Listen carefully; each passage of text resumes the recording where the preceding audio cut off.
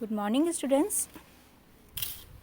मैं डॉक्टर विनीता श्रीवास्तव पर्यावरण अध्ययन की इस क्लास में आप सभी का स्वागत है।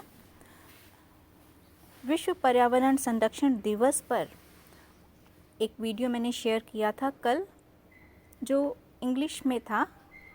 मुझे लगा हिंदी मीडियम स्टूडेंट्स के लिए हिंदी में वीडियो शेयर करना ठीक रहेगा, तो हिंदी मीडियम स्टूडेंट्स के लिए ये वीडियो मैं शेयर कर रही हूँ। आज हम विश्व पर्यावरण दिवस के विषय में जानकारी हासिल करेंगे। आप जानते हैं कि विश्व पर्यावरण संरक्षण दिवस और विश्व पर्यावरण दिवस अलग अलग मनाए जाते हैं। विश्व पर्यावरण दिवस 5 जून को मनाया जाता है। इसके विषय में मैंने जानकारी अपने एक वीडियो में शेयर की थी। आज हमारा फोकस विश्व पर्यावरण संरक्षण दिवस पर होगा। तो विश्व पर्यावरण संरक्षण दिवस प्रतिवर्ष संपूर्ण विश्व में 26 नवंबर को मनाया जाता है। यह दिवस पर्यावरण संतुलन को बनाए रखने एवं लोगों को जागरूक करने के संदर्भ में सकारात्मक कदम उठाने के लिए मनाते हैं। सन 1992 से विश्व पर्यावरण संरक्षण दिवस मनाने की शुरुआत हुई थी। हम एक बार देखते हैं कि पर्यावरण की परिभाषा क्या है, पर्यावरण है क्या। साधारण तौर पर सोचें तो पर्यावरण से तात्पर्य हमारे चारों ओर के वातावरण और उसमें निहित तत्वों और उसमें रहने वाले प्राणियों से है। हम अपने चारों ओर उपस्थित वायु, भूमि, जल, पशु, पक्षी, पेड़, पौधे आदि को अपने पर्यावरण में शामिल करते हैं।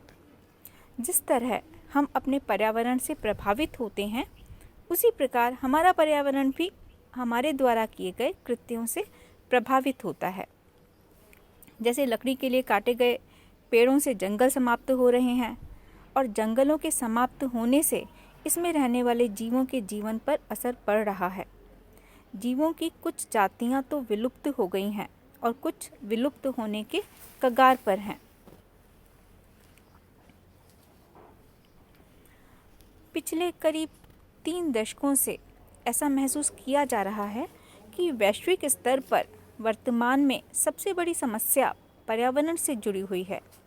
इस संदर्भ में ध्यान देने वाली बात है कि करीब 10 वैश्विक पर्यावरण संधियों और करीब 100 के आसपास क्षेत्रीय और द्विपक्षीय वार्ताएं एवं समझौते संपन्न किए गए हैं। ये सभी सम्मेलन रियो डी जेनेरिया में किए गए पृथ्वी सम्मेलन, जो कि 1992 के संयुक्त राष्ट्र पर्यावरण और विकास कार्यक्रम के आलोक में किए गए हैं। रियो डी जेनेरियो में किया गया सम्मेलन अंतर्राष्ट्रीय पर्यावरण से जुड़े सम्मेलनों एवं नीतियों के संदर्भ में अति महत्वपूर्ण बिंदु था। 2 ऐसे कार्य हैं जो कि वैश्विक स्तर पर काफ़ी गहराई से विचारे और कार्यान्वित किए गए हैं, जिनमें प्रथम है अर्थव्यवस्था का विकास और दूसरा है पर्यावरण की सुरक्षा। संयुक्त राष्ट्र के तंत्र के अंतर्गत संपोषणीय विकास पर एक आयोग की स्थापना की गई थी। विश्व पर्यावरण संरक्षण दिवस के समझौते के बारे में भी अब हम जानकारी प्राप्त करते हैं।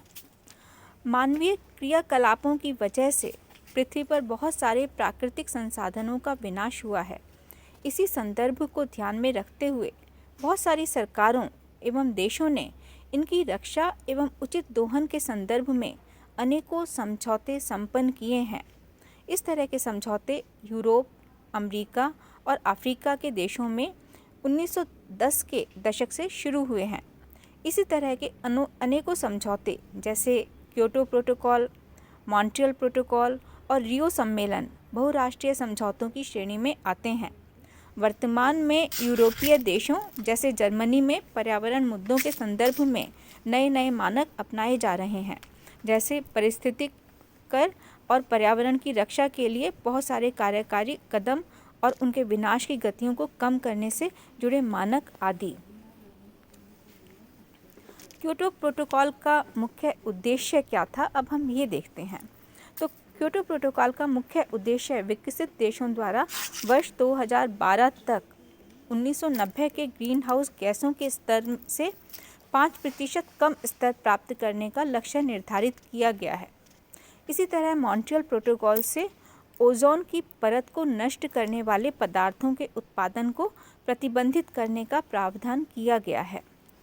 ध्यान रहे कि वर्ष 1998 में मॉन्ट्रियल में हुए सम्मेलन में विश्व के 12 ऐसे पदार्थों के उत्पादन को समाप्त करने का लक्ष्य रखा गया था जो कि प्रदूषण को बढ़ावा देने के साथ साथ पर्यावरण को भी हानि पहुंचा रहे थे।